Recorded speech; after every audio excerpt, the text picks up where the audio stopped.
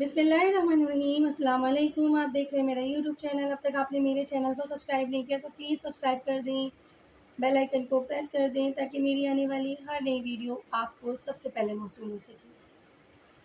پچھلی ویڈیو میں ہم نے بات کی تھی امہات المومنین کی، حضرت ختیجہ کی، حضرت سودا کی، حضرت حفصہ کی۔ اس ویڈیو میں ہم بات کریں گے ام المومنین حضرت ام سلمہ رضی اللہ عنہا کی۔ ام المومنین حضرت سلمہ کا نام ہند تھا۔ بعض مورخین نے رملہ لکھا ہے کہ آپ کے والد کا نام میں بھی اختلاف پایا جاتا ہے اور بعض لوگ حذیفہ بتلاتے ہیں۔ زیادہ مشہور قول سہل یا سہیل بن المغیرہ ہے۔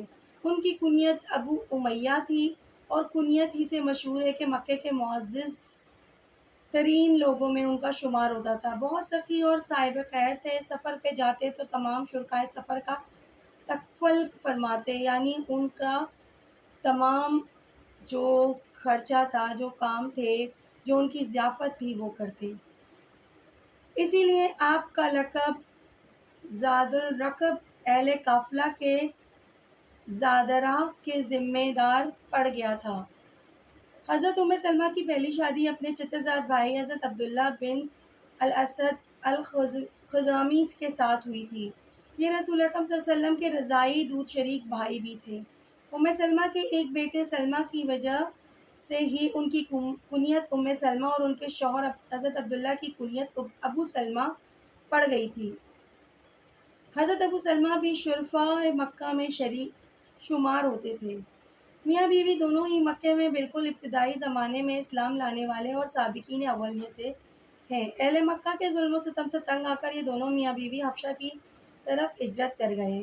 کچھ عرصہ حبشہ میں قیام کیا۔ وہ دونوں مکہ تشریف لائے، لیکن مکہ کے حالات نے اب بھی مکہ میں نہ رہنے دیا۔ دونوں اپنے بیٹے سلمہ کو لے کر ہجرت کر کے مکہ معظمہ سے مدینہ منورہ کی طرف نکلے۔ ابھی یہ لوگ مکہ سے نکلے ہی تھے کہ ابو سلمہ کہ حضرت ام سلمہ کے خاندان بنو مغیرہ کے لوگوں کو اس کا علم ہو گیا، اور ابو سلمہ خود تو مدینہ جا ہی رہے تھے، ان کے خاندان کی لڑکی ام سلمہ کو بھی اپنے ساتھ لے جا رہے تھے۔ ان لوگوں نے حضرت ابو سلمہ سے کہا کہ اپنے بارے میں تم کو اختیار ہے، جہاں چاہو، لیکن ہم اپنی بیٹی کو در بدر کی ٹھوکریں کھانے نہیں دیں گے۔ اور حضرت ام سلمہ اور ان کے بچے سلمہ کو مکہ واپس لے گئے۔ حضرت ابو سلمہ تنہا ہی مدینہ روانہ ہو گئے۔ اس واقعے کی اطلاع جب ابو سلمہ کے خاندان بنو خزامہ کے لوگوں کو ہوئی اور ان کے خاندان کے افراد ابو سلمہ کے ساتھ بنو المغیرہ کے لوگوں نے یہ زیادتی کی ہے، تو خاندانی حمیت کی وجہ سے ان لوگوں نے ام سلمہ کے خاندان بنو المغیرہ سے سلمہ کو، جو ابھی بچہ ہی تھا، یہ کہہ کر لے گئے کہ ام سلمہ تمہارے خاندان کی ہے، تم رکھو، لیکن سلمہ تو ہمارے خاندان کا ہے۔ اب صورتحال یہ ہو گئی کہ ابو سلمہ تو مدینہ تشریف لے گئے تھے، ام سلمہ اپنے گھر بنو المغیرہ میں تھی، اور بچہ سلمہ حضرت ابو سلمہ کے قبیلے بنو مخزوم کے قبضے میں تھا۔ اس مصیبت میں مبتلا ام سلمہ مکہ سے نکل کر دن بھر مقام بطحا میں بیٹھی اپنے شوہر اور بچے کے غم میں روتی رہیں۔ ہفتہ عشرہ اسی حال میں گزر گیا۔ ایک دن ان کے خاندان کے کسی شخص نے ان کو اس طرح روتے دیکھا تو اہل خاندان سے کہا، اس بیچاری پر رحم کرو کہ اپنے شوہر کے پاس جانے دو۔ قبیلے کے لوگوں کو بھی ان پر ترس آ گیا۔ ان کو ان کے شوہر ابو سلمہ کے پاس مدینے جانے کی اجازت دے دی گئی۔ جب اس کا علم ابو سلمہ کے قبیلے کو ہوا تو انہوں نے بھی سلمہ کو حضرت ام سلمہ کے حوالے کر دیا۔ حضرت ام سلمہ اپنا بچہ لے کر اونٹ پر سوار ہو کر مدینے کے ارادے سے تنہا نکل پڑی۔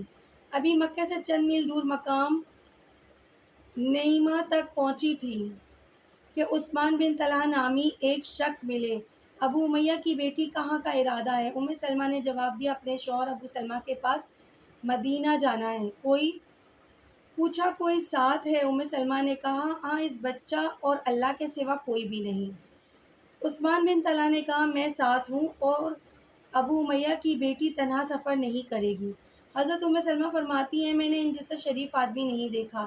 راستے بھر ان کا معمول یہ رہا کہ جب منزل پر اترنے کا وقت آتا تو اونٹ کو بٹھاتے اور خود وہاں سے ہٹ جاتے اور میں اونٹ سے اترتی، اور جب چلنے کا وقت آتا تو اونٹ بٹھاتے میں سوار ہو جاتی اور وہ اونٹ کو نکیل پکڑ کر چل دیتے۔ پھر پورا سفر اسی طرح طے ہوا۔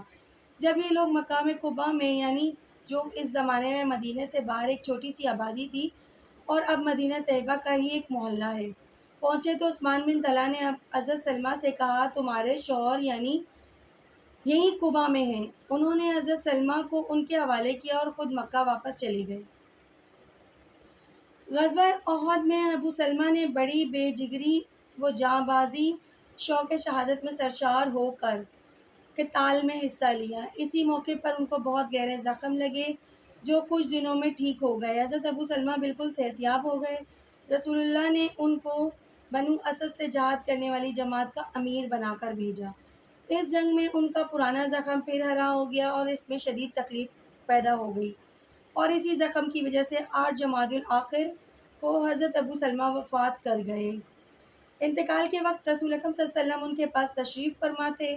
آپ ہی نے اپنے دست مبارک سے ابو سلمہ کی آنکھیں بند کی اور ان کی مغفرت اور رفع درجات کی دعا کی، اور یہ بھی عرض کی کہ اے اللہ، ان کی جگہ آپ ہی ان کے پسماندگان کی نگرانی و سرپرستی فرمائیے۔